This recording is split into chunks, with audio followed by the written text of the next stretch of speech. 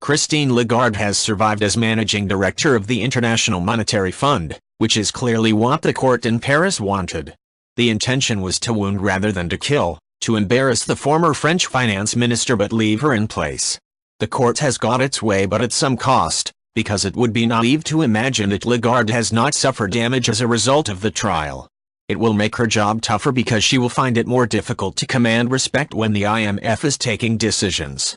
It will lay her open to the charge that she is a member of the global elite, living by different rules to everybody else. As one IMF observer put it, her support on the board will be narrower and more contingent. It will be harder for her to stand up to the Europeans over debt relief to Greece because the Europeans are going to be the ones keeping her in her job. Right? In different circumstances, the IMF's board might have given Lagarde the push even though the French court decided not to impose any punishment after finding her guilty of showing negligence over a payout to the businessman Bernard Tapie. But the 24-strong board of the Washington-based organization had little appetite for what would be a front selection process.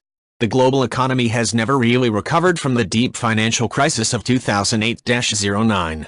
There are fears about Brexit, Italian banks, Greece and a possible trade war between China and the United States after Donald Trump takes over at the White House next month. If she had been pushed out, Lagarde would have been the second successive leader of the organization to exit under a cloud. Dominique Strauss-Kahn resigned in 2011 after being put on trial in New York City for attacking a maid in his hotel room.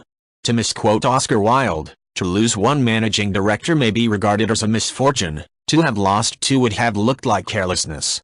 The IMF board did not want to give the impression that it had chosen the wrong person a second time. Lagarde had three things going for her.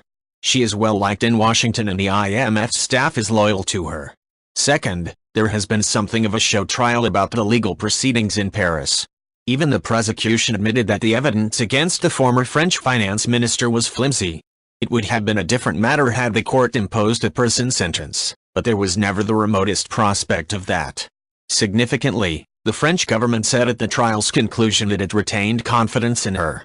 Finally, a decision to oust Lagarde would have resulted in considerable pressure on the IMF's European shareholders to support a replacement nominated by a developing country. There would be two obvious non-European candidates: Agustín Carstens of Mexico, the newly appointed managing director of the Bank for International Settlements, and Raghuram Rajan, who recently stepped down as the central bank governor of India. The IMF's leading European shareholders are keen to avoid that battle for as long as possible. So Lagarde survives, still maintaining that she did nothing wrong, pledging to get back to work, but a little diminished nonetheless. If you like this video, please leave a like and subscribe.